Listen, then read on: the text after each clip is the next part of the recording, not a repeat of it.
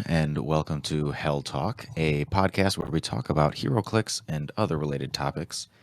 While the goal of these recordings are to capture regular conversations between players, this is one of who knows how many solo recordings where I most likely ramble on for far too long about a specific topic. My name is Matthew. I'm the founder of Hel, the home event league. Let's jump into the main topic of today.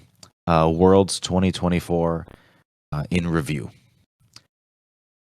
Heroclix Worlds 2024 took place in Memphis, Tennessee. It was the first Worlds that I have attended. I went with 3 other players from our local group. And keep in mind that everything I say comes from that perspective. So someone who's never attended Worlds at Graceland before.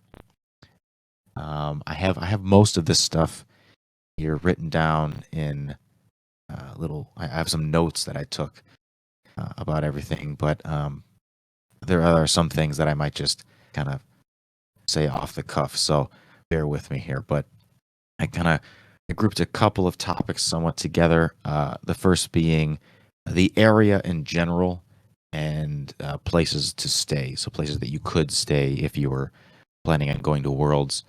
Again, assuming that it's at Graceland in Memphis, Tennessee.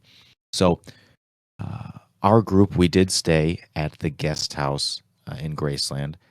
The first thing that you'll probably notice if you've never been to Memphis before and you're from an area that isn't like Memphis, Tennessee, this is nothing against Memphis, Tennessee, but the immediate surrounding area of Graceland in Memphis, Tennessee, isn't well maintained.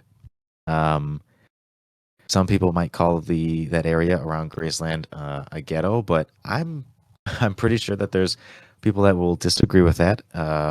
Probably people that have lived or have lived close to actual ghettos or other rough areas. Being somebody who's been to Gary, Indiana, quite frequently, I can say that it reminded me of Gary, Indiana. But I've been told by others that the grass is scared to grow in Gary, Indiana, and Memphis did have grass, so take that for what it's worth. But just a couple anecdotal stories here and a bit of context. Like I said, I went with 3 other players. We are all white guys from the Chicago suburbs. So that's the context. While we were there, we went shopping at one of the nearby grocery stores. I think it was Food for Less.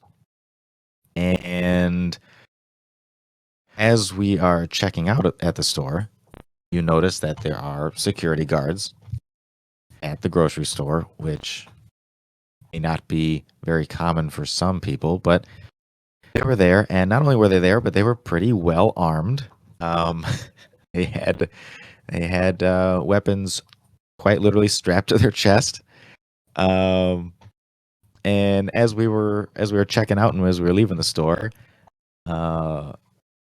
instead of, well, I shouldn't say instead of, because it's not that you wouldn't really expect them to say anything to you, but instead of the common "have a nice day, thanks for shopping here," the guards looked at our group and just said, "Be safe out there." So I mean, you can kind of get an idea for how the area is. But with that said, the guest house at Graceland I highly recommend it as a place to stay if you are going to Worlds.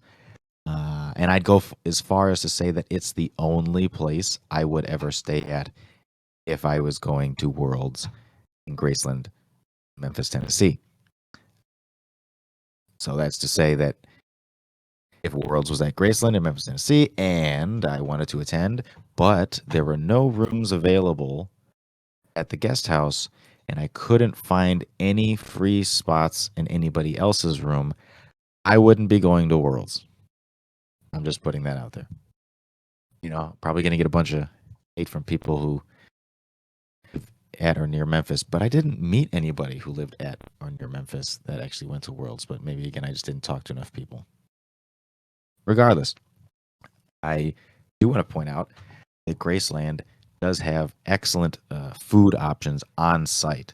They have a surprisingly good selection of burgers and chicken sandwiches that exceeded my expectations. And one of the guys that went with us in our group, he was actually a chef in his daily lives, and he gave I don't want to put words in his mouth, but I think he said that one of the burgers that he had there was in his top 3 burgers that he'd ever eaten in his life. So I think that's that's better praise than I could ever give.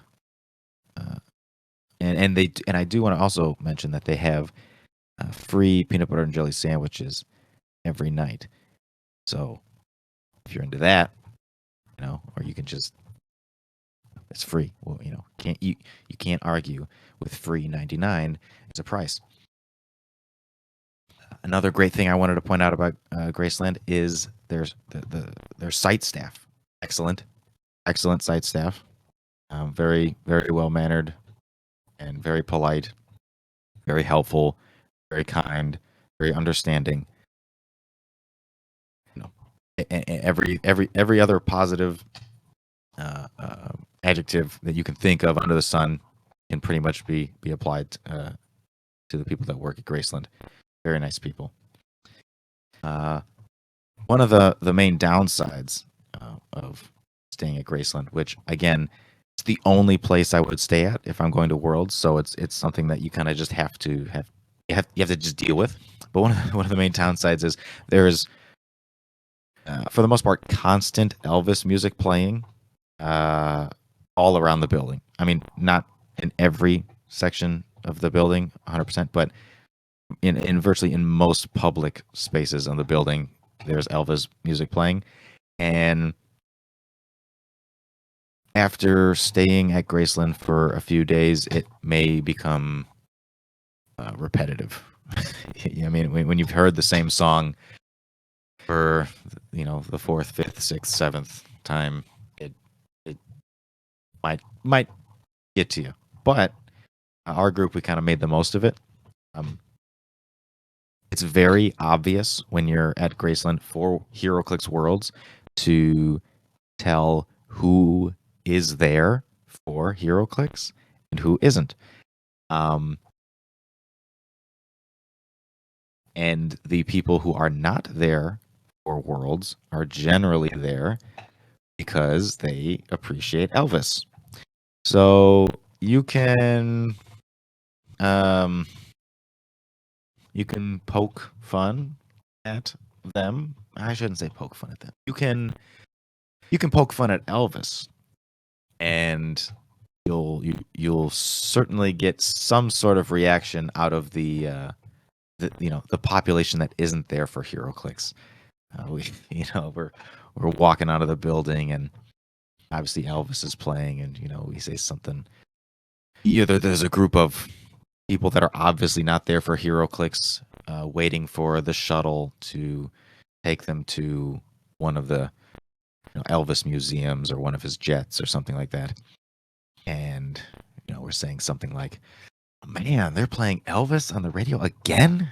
Gosh, can't they play anything else?" And and then you get a group of people that turn to you like you've just insulted Christ himself.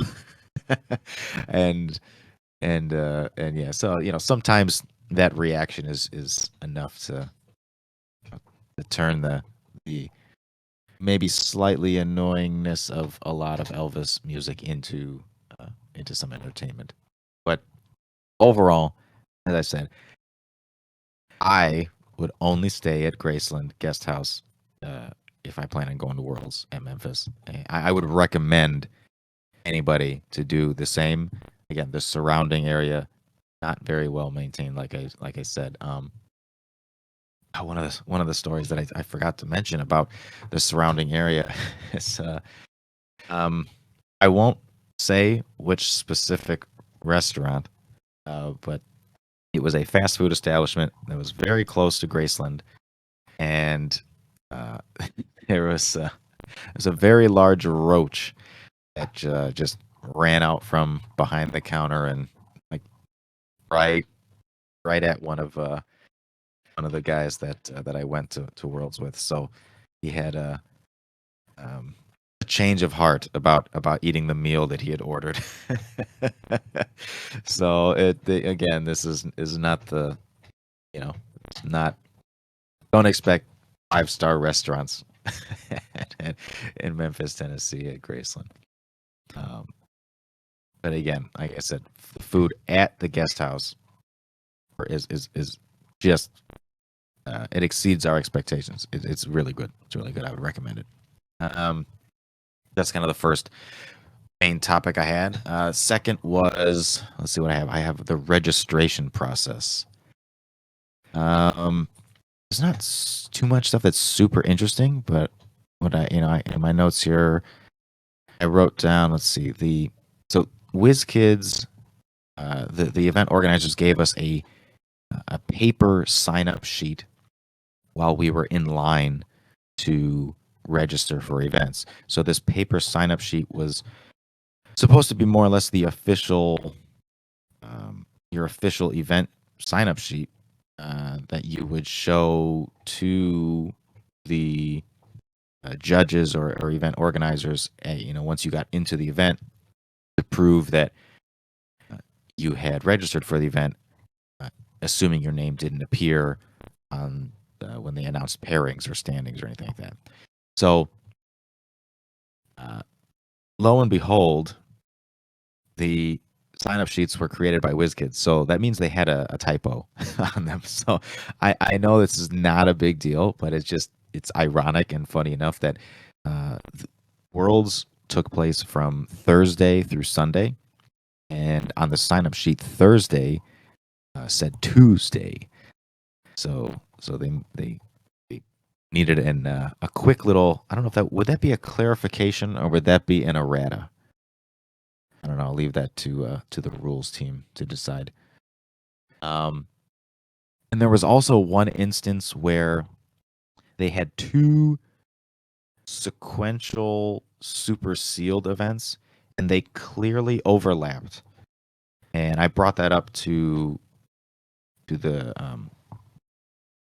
to the staff that were working the registration tables, and they assured me I don't know what they told me that they wouldn't overlap. And when I then brought that information to the volunteer that was running the super sealed events, he told me, "Oh no, actually, it looks like they're going to overlap." And I had signed up for both of those events, so I was like, well, does that mean I have to just kind of forfeit like round 3 of the first event or round 1 of the second event?" But they the issue was eventually addressed and they fixed it. I mean, so it didn't end up. It ended up having to be a situation where I had to forfeit any rounds. So again, that didn't have to happen. So it was addressed. But again, it was just still odd that they would make a schedule where events overlapped, where they shouldn't be able to. Let's see what else I wrote down. The initial line to sign up for events was very long, which was, I mean, it's expected. It's day 1 of Worlds, so I'm not 100% sure how they could process folks faster, especially using the system that they chose to use, which was their own app / website. I think it was like Sandbox Events or Sandbox Tournaments. I'm just gonna call it Sandbox. Just it's Sandbox something. Which again might for some people might be ironic because it's like, no, they're not using the Win system, which is their own system, and they're not using HC units, because it's a third party, and I guess they don't. It is as much as WizKids will promote HC units on their Facebook pages and other social medias, they won't use it because it's not their system, I suppose. And I can see that argument, for using their own system because, for example, like they don't want people finding a way to sign up to events who aren't actually in the building. And to that I say, and I think Clay would also say, I mean, HC Units has a feature which prevents open registration. I mean, you can click it to turn that off, meaning only the hosts of the event or whoever is assigned, as the event organizer, only they would be able to register people. So, thinking back on it, they had 2 people at the desk to take payment, and they had 1 person at the desk which would confirm or complete the registration of events in their calendar. So, in order for example, if they were to switch to HC units, I think they would have to have more people at the desk, because they clearly, and again, I didn't see their computer screen. I couldn't tell how they were exactly what system they were using to register people, but it seemed that they were basically, clicking the check boxes of all the events that you wanted, and then clicking up one final button to say register, so that it would simultaneously register you for all the events that you had selected. And I don't think HC Units has that capability. I think you have to go into each event individually and register for that event. So they would probably have to have multiple people for event registration. So, for example, 1 person for main events, 1 person for battle royals, 1 person for super sealed, and so on, so that it would ease the lines and not have one massive line of every single player. But I don't think that would necessarily solve the issue of a very long line on day 1. I think you're gonna have that because it's Worlds. It's the biggest event of the year. So, but overall, like I said, I think if they still had just more staff that were approved to take payment and register players, I think that would help a lot when it comes to those lines on day 1, because they were fairly long, and I'm certain we were one of the first people in line. If I had to guess, we were like 30th in line, 40th in line, and I would imagine that people towards the end of the line probably felt rushed to get to the first event that they were signing up for, and they may have even been late for it. But I'm just guessing. I don't know if that was actually an issue, but the lines were very long. That's all I can say. The next topic I have is kind of just my biggest gripe or my biggest issue with Worlds in general.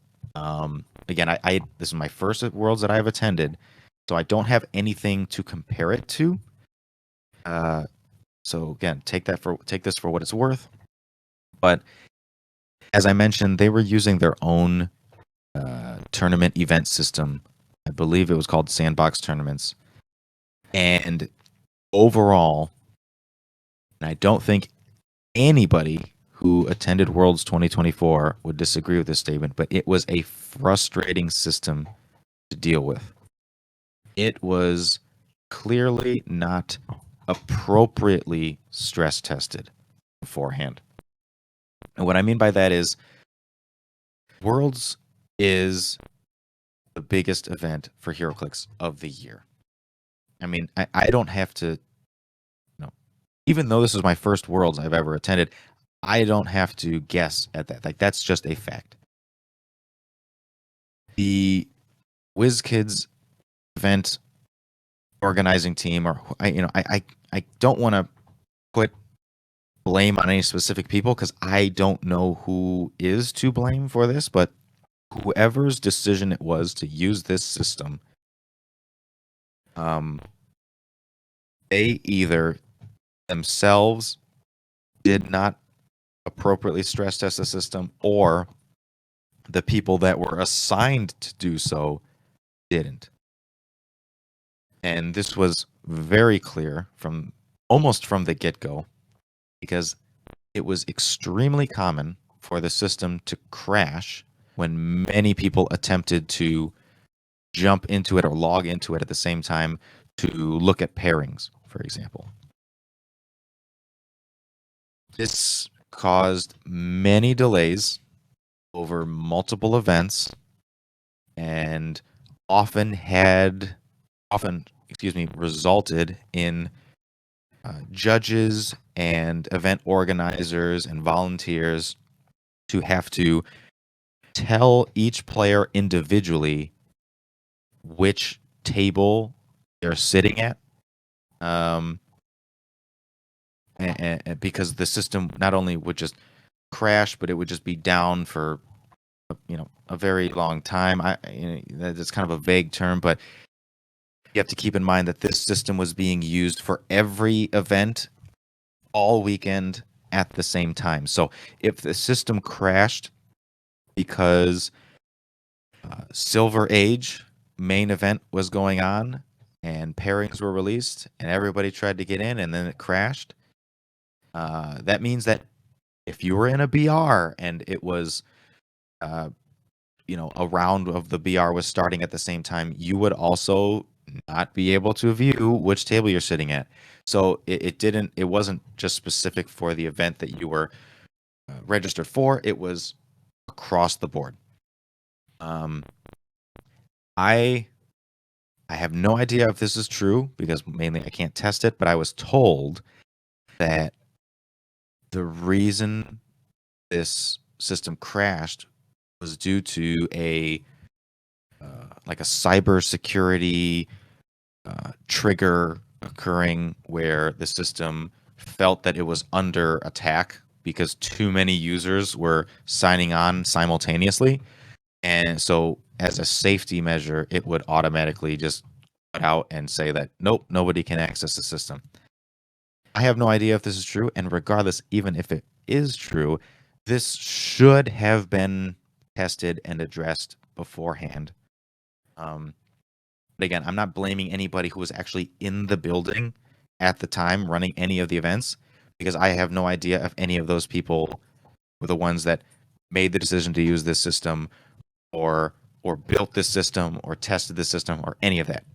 I have no idea who to blame for it, but it was clearly the biggest issue across the entire weekend, and the frustration that it caused had many ripple effects across multiple events.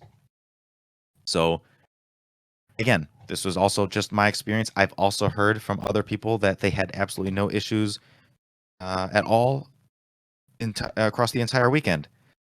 And I would argue that those players didn't participate in any main events, or they couldn't have participated in any main events because this brings me to, it's almost like it could be its own topic, but it just it relates to the same sandbox tournament issue. Is the main event for the weekend, the 300 Modern Age event, which was taking place it was a 2-day event on Saturday and Sunday. So I have in my notes here that one of the first thing I wrote down was after the event, I heard one of the event organizers calling the 300 Modern Age event a shit show, which just goes to show you how well it went. But I'm going to try to break it down to give you guys some perspective. So, firstly, let's establish how long the we're talking about Saturday, day one of the main event, 300 Modern Age. They said that it's going to be 5 rounds, and then after 5 rounds, there's going to be the top cut. So we're just going to do 5 rounds.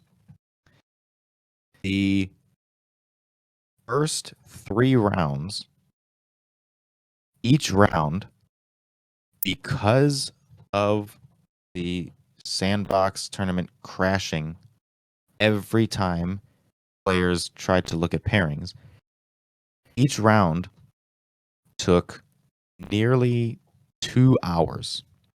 So yeah, so after the first 3 rounds, approximately 6 hours had passed, which, if you're familiar with any type of Heroclix event, you know that is a long time.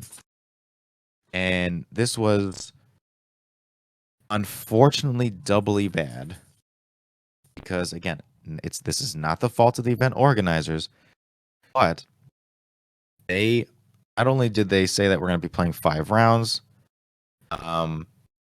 they also said that now there's a part of my brain that may be saying that we were playing 6 rounds, but even if I'm wrong, I'm going to say 5 rounds. It doesn't really matter.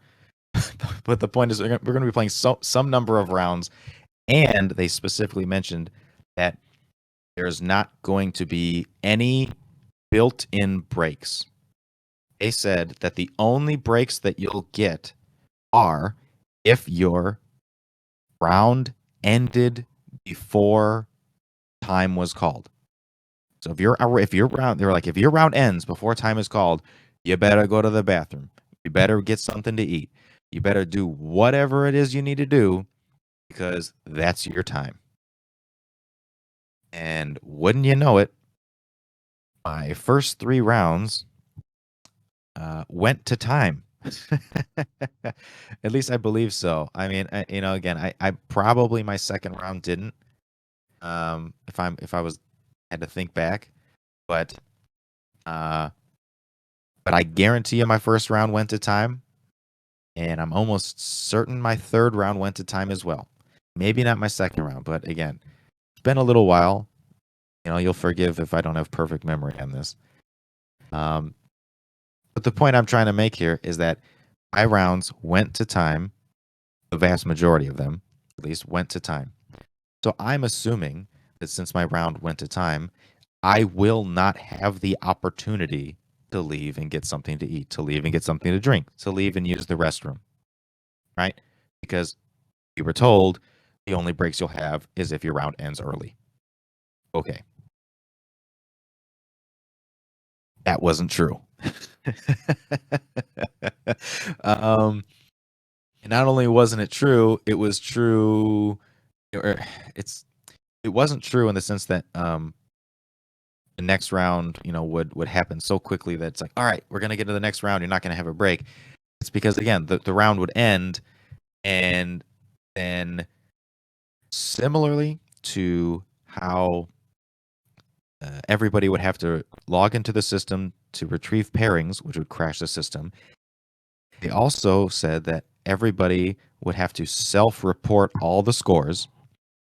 And this would cause everybody to, especially, for everybody that went to time, everybody would have to jump into the system at the same time to report their scores.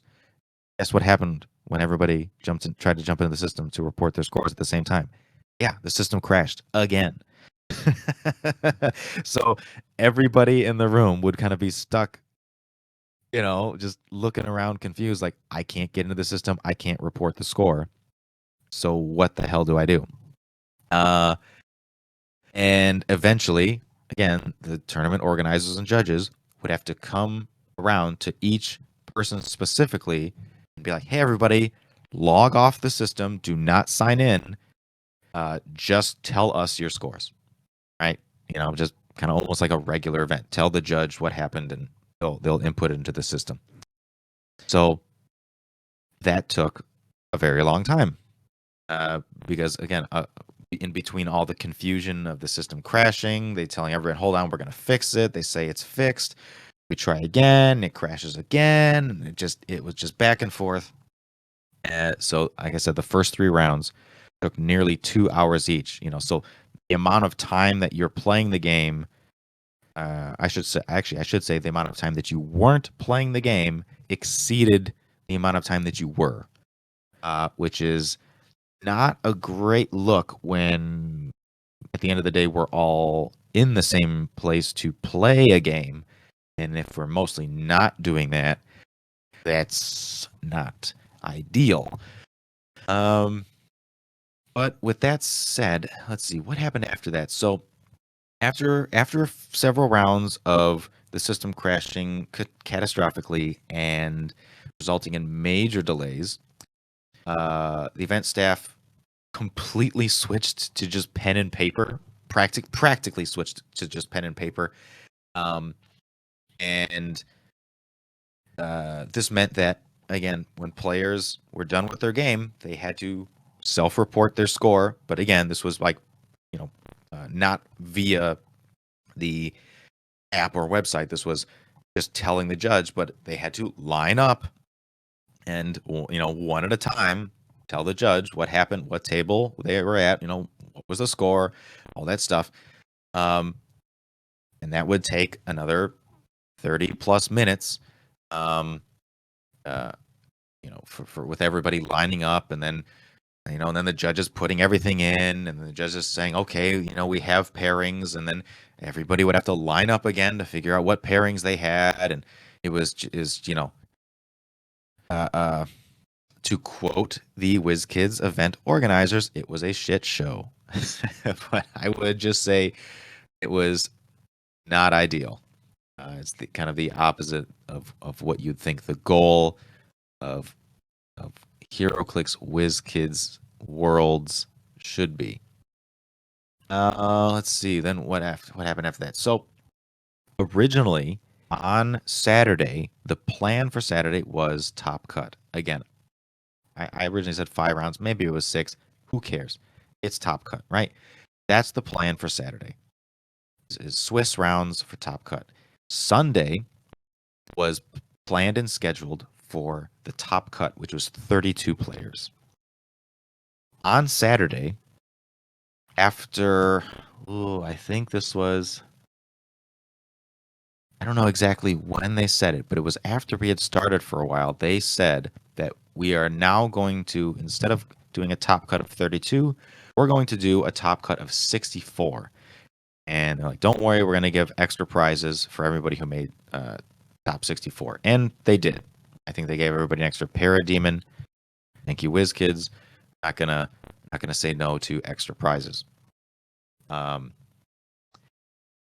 They also said that since Sunday was scheduled for only top 32, and now we're cutting to top 64, that we're gonna have to play top 64 today, like on Saturday. We're gonna have to play it on the same day. So what that basically meant was that everybody that made top 64 would have to play an extra game on the day. No big deal. All right. I think everybody unanimously kind of agreed, like, yeah, that makes sense. But again, I just want to also bring up again that through this time there were no scheduled breaks. There were no scheduled breaks specifically designed for going to the restroom, going to get food, going to get a drink, and anything of the sort. There were no scheduled breaks specifically for that. It was just, you got to find your own time. They did, however, have to implement a 1-hour break. Why? All of a sudden, wait a second, Matt, I thought you just said they didn't have any scheduled breaks. Well, this 1-hour break was forced upon them to, they were forced to give it to us because there was a Kevin exchange program. We're not going to get really into the details of the Kevin exchange program in this review, because it wasn't a major component of the World's experience, in my opinion, but it was a opportunity for players to swap a chase figure from the Disney Next Phase set for the Ultra Chase Kevin figure from the same set because WizKids didn't put any Kevins in the next phase packs. At least the packs that were sold in the United States. It was very obvious that a lot of the packs that were opened across overseas had many, many Kevins. So it was your chance to basically get Kevin.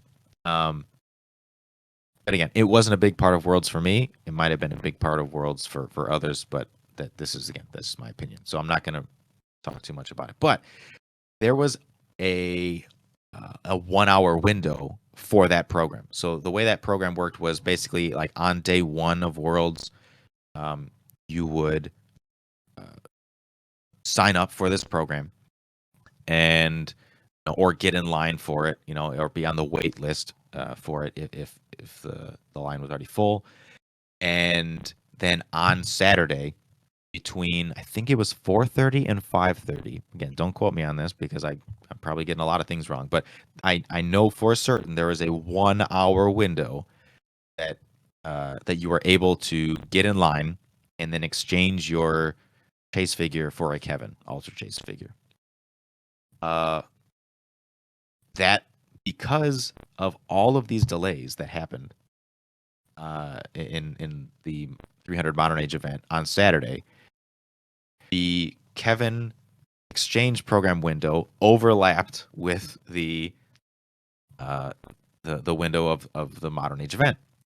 So they're we have to give you this 1 hour break, but I'm gonna just like I said, it's not a true break because you still it's not like you were out doing whatever you want.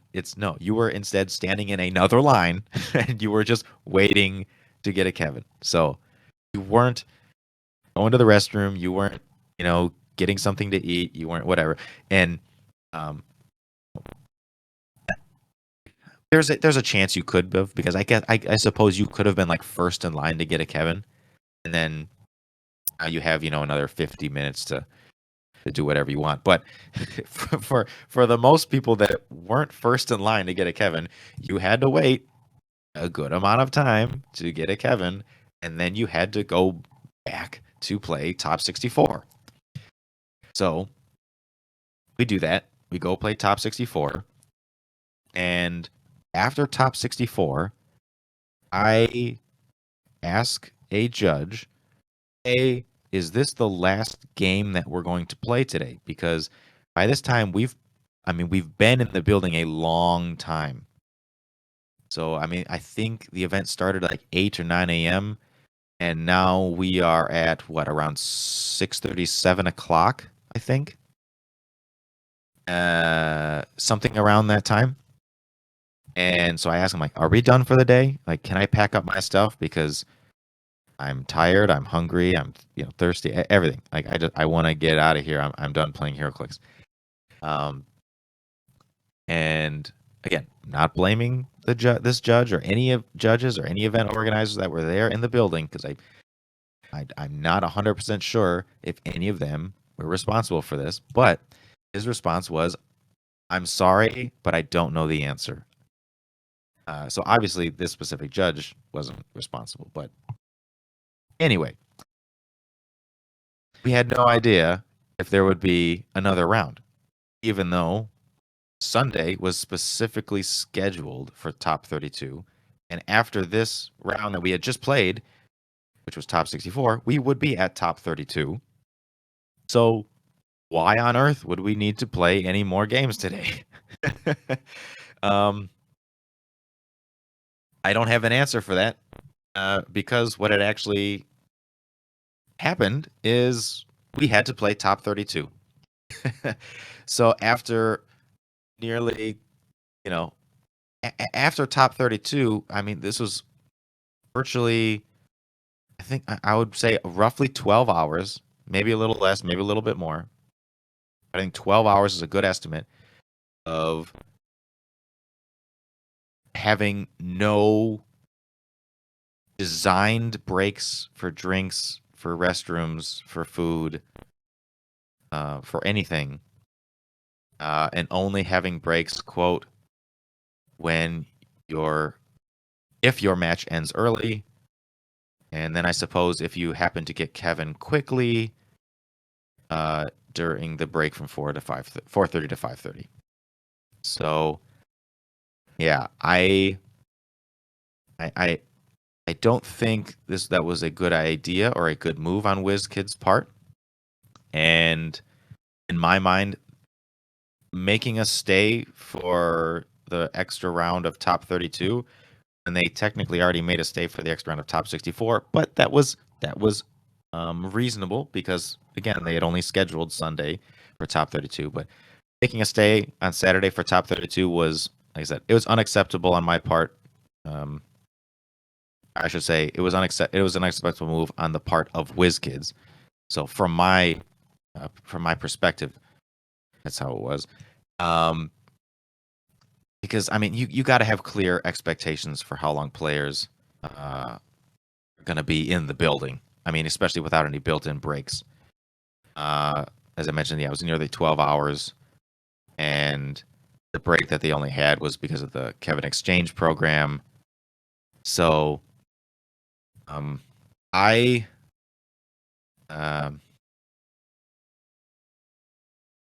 how do I want to put this? Going into top 32, I had never not wanted to play Heroclix more in my life. And wouldn't you guess, I lost that game.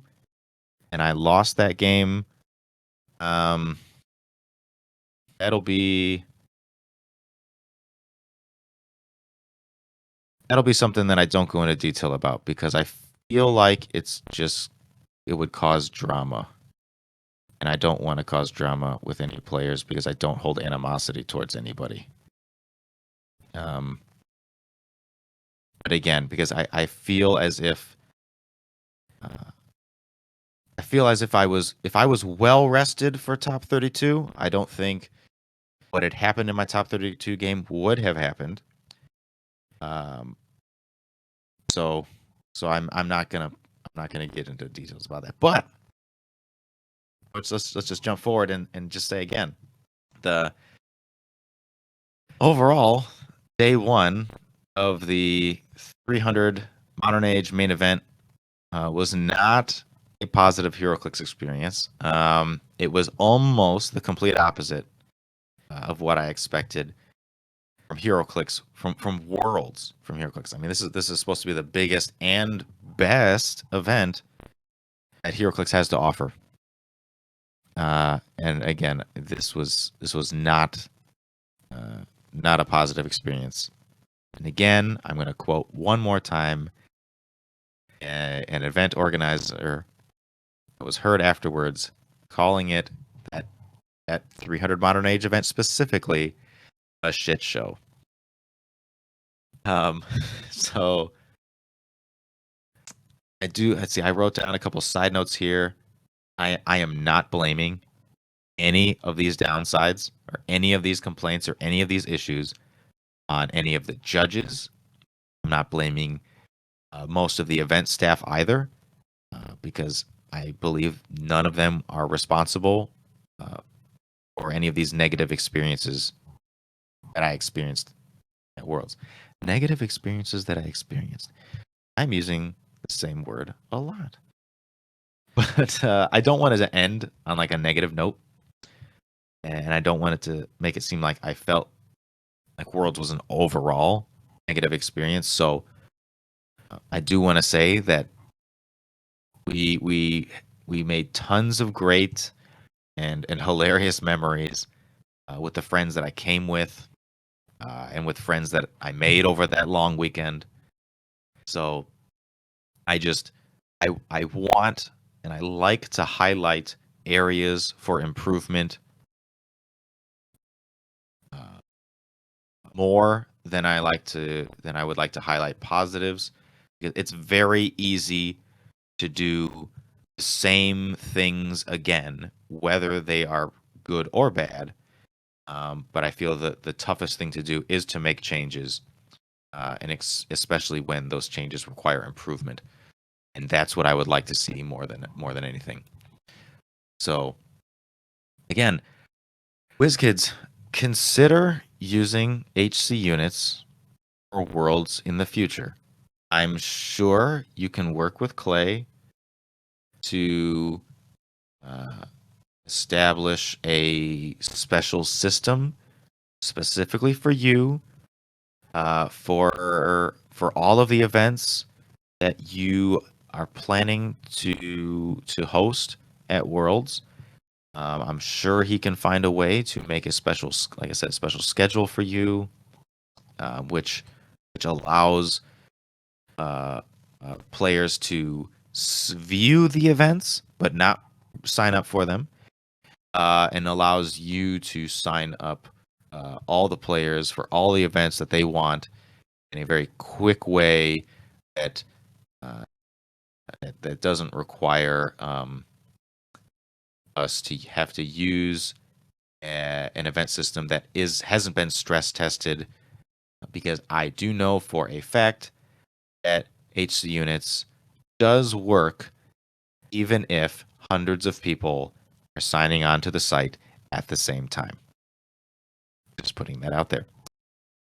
Let's see, and I do have a couple other final random-ish topics that I wanted to talk about at Worlds. I guess these are more of like tips and tricks, I suppose, or just suggestions. So, or I guess things that I would also do if I were to go back to Worlds again. First, bring a fly swatter. Holy fuck. Were there a lot of flies in the convention center at Graceland?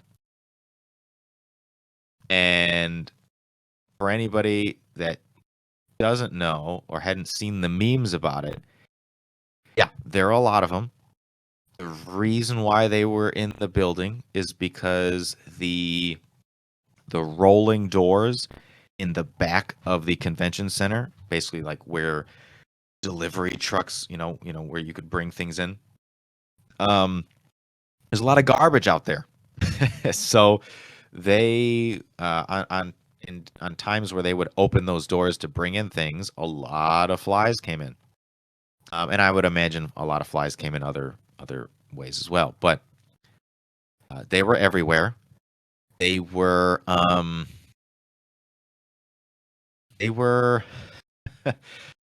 man, what's a good way of describing these flies? They acted like they owned the place. I mean, you would shoo them away, and they would just barely move and be like, it was just so strange. It's like they didn't even have the energy to get out of your way. Like, like you were in their way. That you were in their way. The flies, they own that building. They paid rent. All right, they were there before we showed up, so I guess that makes sense. But bring a fly swatter. It would help a lot. And I think everybody else that's sitting around you would treat you like some sort of god. You might get a free pack if you brought a fly swatter to Memphis. You might win fellowship for the weekend if you bring a fly swatter to Memphis. So bring a fly swatter to Memphis. Let's see what else I wrote down here. Come to Worlds with a group of close friends. So I say this because some of the best moments and memories and things that I will just, cherish for the rest of my life. Some of those things from Worlds were specifically because of the friends that I went with. And I honestly don't think it's possible to make those kind of memories if I had gone with a group of friends that were not as close, and I'm not saying that it's impossible to make those kind of memories, because you can obviously, go hang out with kind of whoever you want, but the people that especially if you're staying in the same room, with these friends, just go with a group of close friends. You're gonna want some people that you trust, especially if you have to use the restroom at any point. You don't want to have somebody to watch your things. It's such a good idea to do that. And I think I think that makes the experience of Worlds that much more special. And I don't think this is something that applies even just to Worlds. I think this could apply to any major HeroClix event, any major event, period. I mean, come on. It's obvious. Going with a group of close friends makes things so much more enjoyable, and that I would highly recommend it. Um, Another thing, this is something that I didn't do, but I would suggest I'm probably going to do it next time if I do go to Worlds again. Uh, and I suggest this to others is don't feel bad about taking a half day and just skipping a half day of events to catch up on rest. All right. I mean, uh, you know, I hope I'm not the only grown adult who has trouble sleeping the night before because they're excited about a HeroClix event the next day. uh, and this is something that is definitely the case when it comes to Worlds, especially for me. So don't feel bad about saving some money and not doing a half day of events, especially if you're not partaking in the day's main event, because the main events usually take up most of the day. But if you're taking a day to say, hey, look, I'm just going to do some super sealed, I'm going to do a BR, maybe I'm going to do another super sealed, and maybe two more BRs. Like, maybe skip those last two BRs. Oh, just get a couple. You got a couple hours. Take a nap. I'm telling you, it's gonna be worth that nap. It's gonna be worth a lot more than $40.